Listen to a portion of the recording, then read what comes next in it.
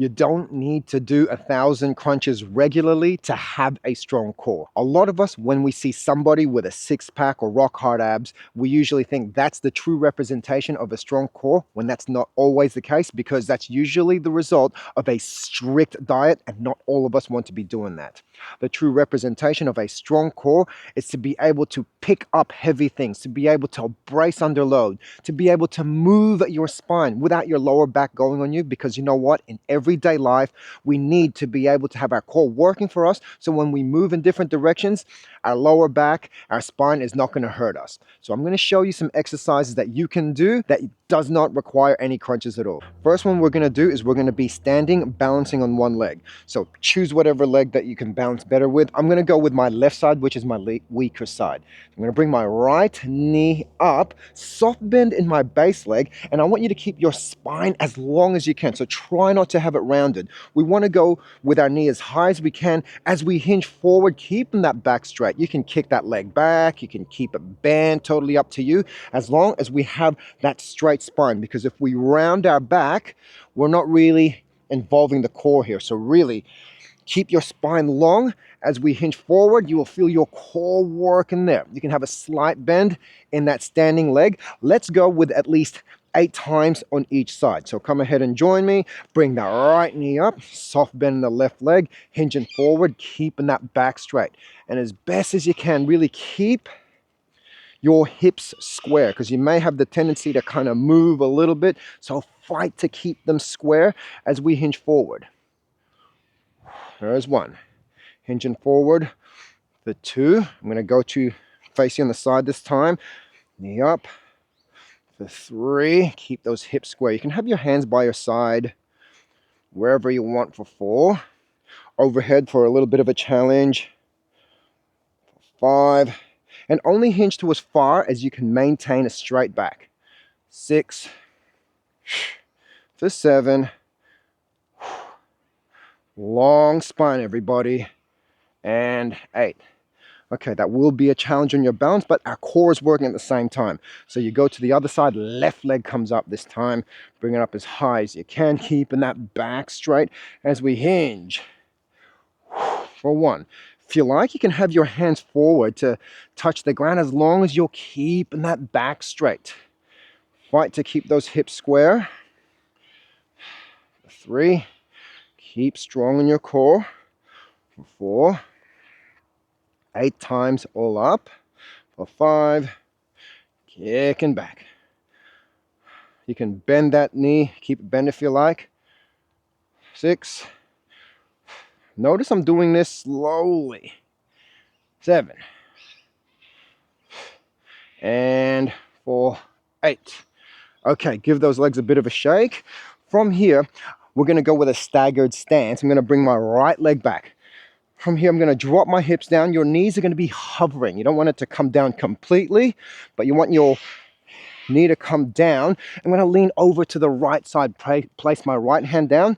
Your right shoulder is over your wrist as we drop our hips down to the ground and keep it seated to the ground. Or to make this a little bit more challenging, as we come down, we kick our right leg through, bring that leg up, reset, and come back up. Let's do that 5 times on both sides. So I'm going to show you from the side a little bit more so you can see.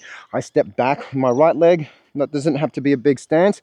I come down, right hand comes down, shoulder over the wrist.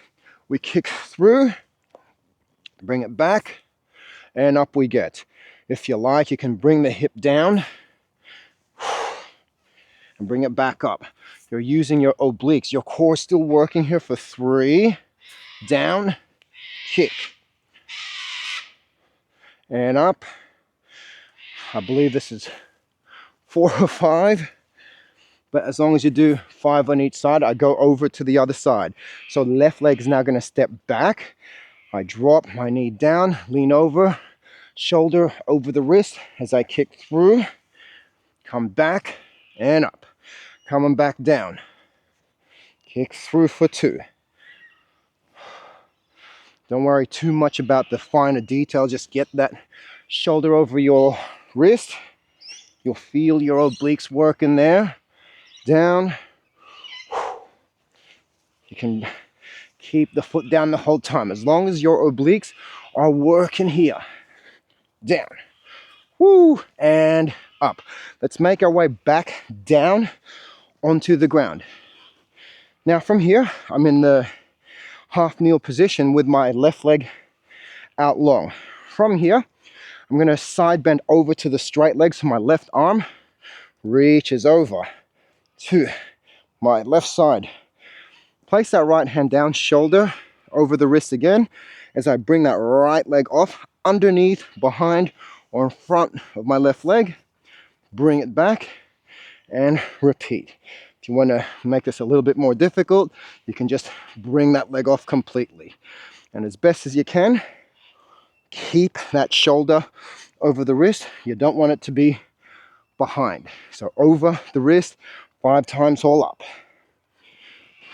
For 1. And see if you can keep your chest facing forward the whole time. For 2. Bending over. For 3. Kick it back. Or wherever you can bring it up. For 4. Maybe just behind. For 5. And bring it back.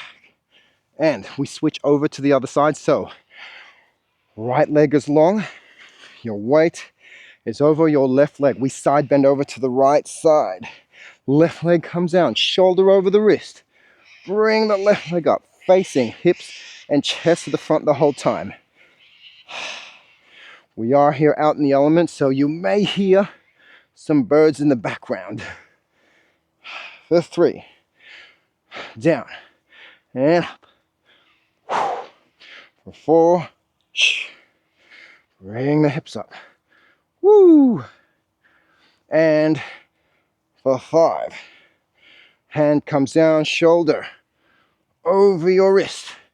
And whoo! Let's meet in our quadruped position. So that's on all 4s. Keep those shoulders over your wrist and hips over your knees. From here, let's tuck the toes. And we just want our knees just hovering off the ground. Just hovering off, so that way, if you slide your fingers between the mat and your knees, you should be able to just scrape your knees. And you should feel your core working immediately.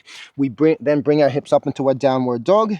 We come back down into the quadruped. And from here, we shift our weight left to right. Now, if you can, you take that hand off. One hand off. Left hand comes down, over to the other side, back down to the middle. We want to do that 10 times all up. Off you go. Tuck in the toes, knees hovering off, downward dog. Back into a quadruped. We shift our weight left. We shift our weight to the other side. 10 times all up. Woo! Shift. Shift. Here's 3. Knees just hover. Shift to the side. Over to the other side. To the middle. Slowly and controlled. Feel our core working here. As best as you can. Keep your weight over your shoulders. Stack your shoulders over your wrists. This is 6 here. For 6. And 6.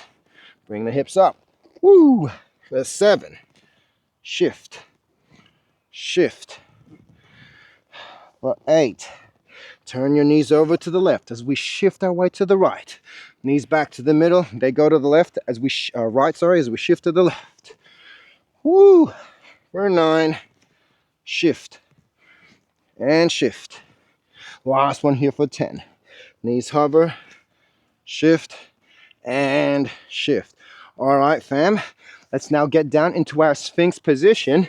So you may need to have your elbows out a little bit wider to make space for your hips. So coming down into your Sphynx position here, we want to be able to articulate our spine one section at a time. So we go and tuck our chin to our chest.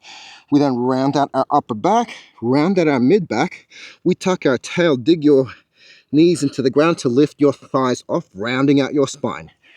If you can, let's bring our knees off completely, where we round out our back and we bring our knees off, hold, and you bring your knees down. You slowly lower our thighs, our hips, the bottom of our ribs, and open up your chest. Now you pick the variation you want, whether you keep your knees on or you take them off. Let's go and do 6 very slow articulations. Okay, so as best as you can, break it up, segment at a time. We tuck our chin to our chest, round out our upper back, round our mid back, tuck our tail.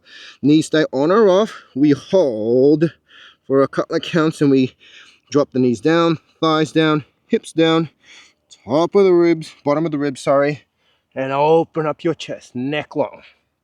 Slowly and controlled here, as slow as you can.